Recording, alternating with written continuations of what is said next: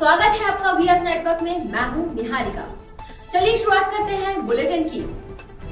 पूर्व कैबिनेट मंत्री दीपक सक्सेना के 66वें जन्मदिवस पर रोहना में खासी रौनक दिखाई दी। रोहना स्थित उनके निवास पर जन्मदिन की बधाई और शुभकामनाएं देने वालों का तांता लगा रहा। युवाओं के जत्थे रोहना पहुंचे हुए थे। जन्मदिन पर अपने समर्थकों व शुभचिंतकों के बीच पूर्व कैबिनेट मंत्री दीपक सक्सेना भी काफी खुश और उत्साह से लबरेज दिखे। यहाँ जन्मदिन की खुशियों में एक बुजुर्ग का बिंदास डांस सभी को गुदगुदा गया। गाना बज रहा था, मैं जट यमला पगला दीवाना।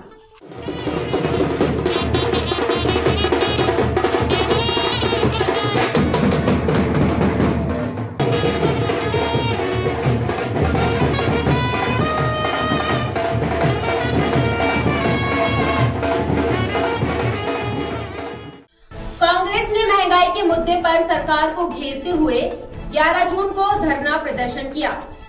कांग्रेस ने महंगाई को मुद्दा बनाकर लगभग हर पेट्रोल पंप पर धरना प्रदर्शन किया।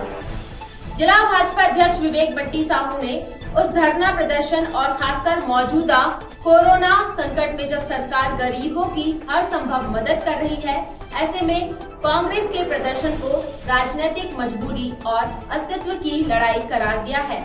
कोरोना काल में चाहे पिछली बार हो और अभी लगातार 2 वर्षों से हमारी केंद्र की सरकार मोदी जी के नेतृत्व में और मध्य प्रदेश की सरकार माननीय शिवराज सिंह चौहान जी के नेतृत्व में लोगों की मदद कर रही है, उन्हें राहत पहुंचाने का काम कर रही है। जिस तरीके से इस वर्ष और पिछले वर्ष भी लगभग 80 करोड़ लोगों को मुफ्त में राशन दिया गया, अन्य योजनाओं के माध्यम से लाभ पहुँचाया गया, तो यह काम भारतीय जनता पार्टी की सरकार कर रही है। कांग्रेस को लगता है कि ऐसे काम से उनकी जो थोड़ी बहुत ज़मीन बची, थोड़ा बहुत जनाधार बचा है, वो भी ख़त्म हो जाएगा। उसको लेकर के ढोंग कर रहे हैं। और तेल के रेट जो होते हैं, चाहे पेट्रोल डीजल के रेट होते हैं, अंतर्राष्ट्रीय मार्केट के हिसाब से डिपेंड करते हैं। अंतर्राष्ट्रीय उसमें भाव में बहुत ज़्यादा मात्रा में क्रूड ऑयल के रेट बढ़े हुए हैं। इसके कारण हमारे देश में रेट बढ़ रहे हैं। तेज बारिश से किसानों के चेहरे खिल उठे हैं। हालांकि शहर में जनजीवन काफी हद तक प्रभावित हुआ है।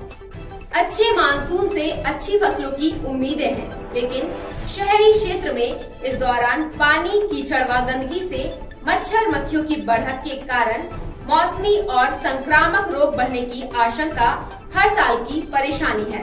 अभी कोरोना संक्रमण और ब्लैक फंगस का खतरा बना ही हुआ है।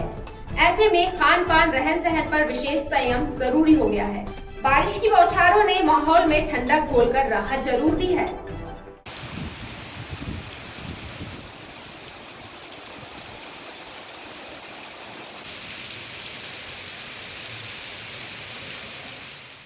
अच्छी बारिश, अच्छे मानसून की दुआएं इस बार शायद ही किसी को ध्यान रही हो।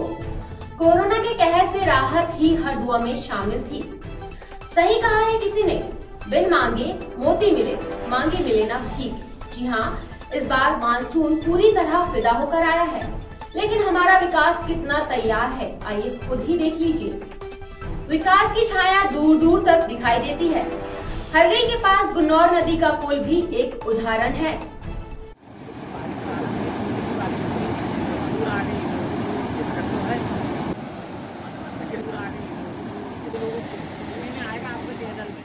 आना जाना बंद हो जाता है। कटनिया और बड़े गांव ढिंगोड़ी जाना नहीं होता। बारिश के दिनों में आए दिन लोगों को या तो घंटों इंतजार करना पड़ता है नदी में पानी कम होने का, या फिर लोग जान जोखिम में डालकर तेज बहाव में नदी पार करते हैं। अभी मानसून की पहली ही दस्तक में देखा जा सकता है पुल का बौनापन और नदी पार करने को बेसब्र हो रहे लोग।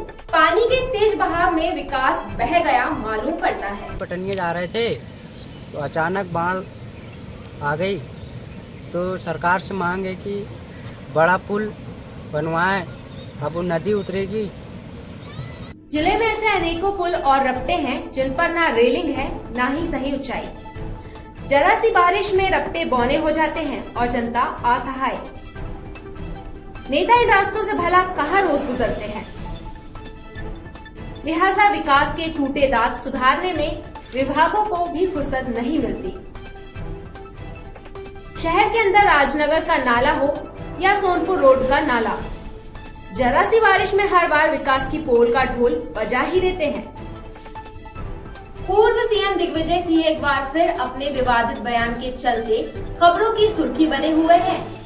हालिया बयान कश्मीर पर धारा 370 को लेकर था, जो अब गले की फांस बनता दिख रहा है। जिला भाजपा अध्यक्ष विवेक बंटी साहू पूर्व सीएम दिग्विजय के बयान पर रोष प्रकट किया है और उनके विचारों की कड़ी निंदा की है। अभी जो उनका बयान आया है कि जम्मू कश्मीर से 370 हटाएंगे, 35 से एक्ट को फिर से लागू करेंगे, 370 धारा लगाएंगे, यह निश्चित तौर पर निंदनीय है। भारतीय जनता पार्टी ने जम्मू कश्मीर के लोगों की, वहाँ रहने वालों के जीवन स्तर सुधरे, उनको जो देश की योजना है उसका लाभ मिले, इसको लेकर के धारा 370 हटाई थी, 35 से हटाई थी, हमारा देश सुरक्षित रहे, इस सोच के साथ भारतीय जनता पार्टी ने किया था। लेकिन दिग्विजय सिंह जो लगातार पाकिस्तान के एजेंट होने के जैसे काम कर रहे हैं, उन्होंने जो कल बयान दिया है, ये बहुत ही निंदनीय है। वीर शिरोमणि महाराणा प्रताप की 481वीं जयंती की पूर्व संध्या पर उनके नवनिर्मित स्मारक स्थल पर दीप प्रज्वलन कर विनम्र श्रद्धांजलि दी गई।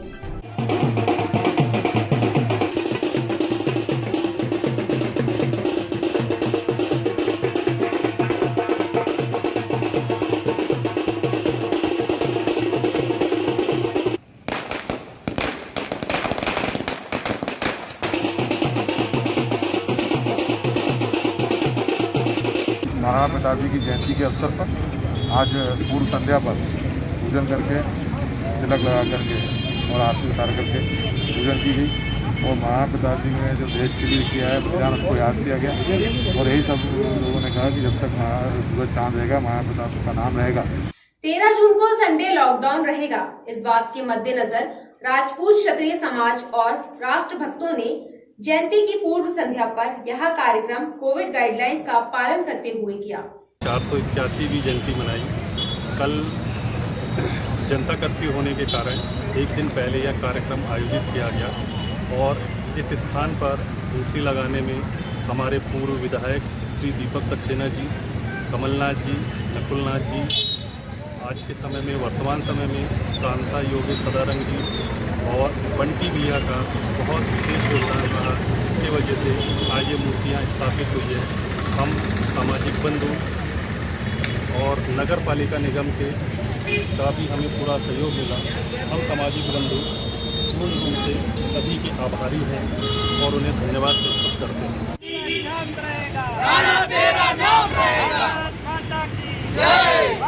सौसा के ड्रीमलैंड कॉलोनी के पास मुख्य मार्ग पर 11 जून को हुए भीषण सड़क हादसे में 3 महिलाओं की मौत ने कार कंपनियों के दावों की पोल खोलकर रख दी है। पुलिया से टकराकर 2 टुकड़ी हुई कार नामी कंपनी की है, जिसके अत्याधुनिक फीचर्स का खूब प्रचार किया गया है। सेफ्टी नॉर्म्स के हिसाब से कैसी टेस्टिंग हुई है। यह भीषण हादसा और 3 मौतें इस कार कंपनी की सारी पोल खोलने को काफी है। बोल वचन और प्रचार से खोटे सिक्के चलाना इस दौर की रवायत बन गया मालूम होता है। एक एक्सीडेंट की घटना हुई है रामाकोना और सौंसर के बीच में। एक किया गाड़ी है, उसमें जो है 5 लोग जा रहे थे, जिसमें 3 महिलाओं की मृत्यु हुई है उसमें। और वरिष्ठ अधिकारी भी जो है सूचना मिलते ही मौके पर पहुंच गए थे और उसमें एक्सीडेंट का मामला कायम किया है और विवेचना चल रही है और विवेचना में जो भी तथ्य आएंगे उस हिसाब से कार्रवाई करेंगे हम। नगर निगम छिंदवाड़ा का योजना कार्यालय तमाम योजनाएं बनाता है, लेकिन अफसोस 2020 की बारिश में भी इस कार्यालय को पानी टपकने की समस्या से बचाने के लिए पन्नी का दुपट्टा ही नसीब हुआ था। इस बार भी मानसून तो आ गया, लेकिन योजना कार्यालय में कार्यालय की छत ठीक करने की योजना नहीं बन सकी। अगर खुद अपने कार्यालय के लिए विभाग को इतनी परवाह है तो आम जनता के लिए कितनी होगी, यह सोचना बेकार है। हो सकता है यह टपकती छत विभागीय त्याग और मितव्ययता का सिंबल हो। स्वामी विवेकानंद स्मारक समिति के संयोजक अंकुर शुक्ला द्वारा अपने साथियों के साथ बनगांव बाईपास पर वृक्षारोपण किया गया। मुख्यमंत्री शिवराज सिंह चौहान के आह्वान पर अंकुर कार्यक्रम प्रारंभ है।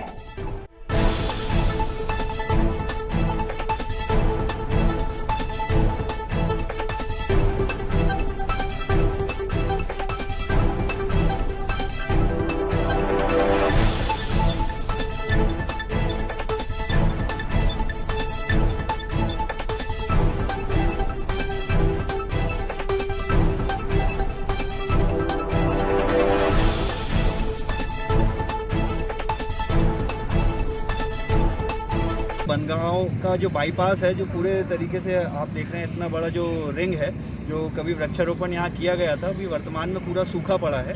तो इसको जो है हम स्वामी विवेकानंद स्मारक समिति के माध्यम से और अन्य संगठनों के माध्यम से, लॉयंस क्लब भी है और अपना संकल्प वेलफेयर सोसाइटी भी है, अन्य संगठन भी हैं इसमें, तो उनके माध्यम से इस पूरे रिंग को एक प्रकार से गोद लेकर और इसको शहर में जो भी प्रवेश करे तो एक हरित छिंदवाड़ा का हम उनको मैसेज दें। अरिहंत इंटरनेशनल एकेडमी के संचालक दीपक राज जैन के सराहनीय प्रयासों के अंतर्गत उनके मार्गदर्शन में स्कूल के बच्चों ने ऑनलाइन प्लांटेशन का कारनामा कर दिखाया।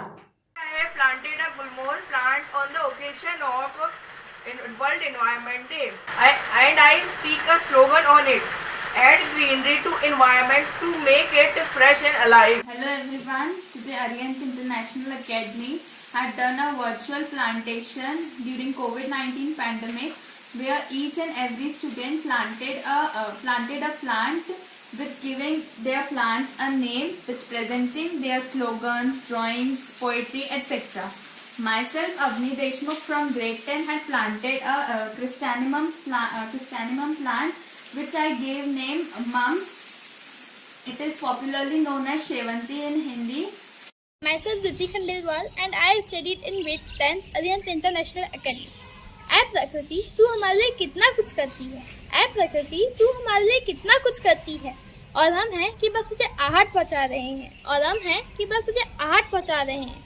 गंगा यमुना जैसी नदियां प्रदूषित हो रही है, गंगा यमुना जैसी पवित्र नदियां प्रदूषित हो रही हैं, और कुछ लोग तो कहते हैं अरे हमने तो प्रदूषण फैलाया ही नहीं, कुछ लोग कहते हैं हमने तो प्लास्टिक डाला ही नहीं, फिर भी क्या पता कैसे प्रदूषित हो रही है ये नदियाँ।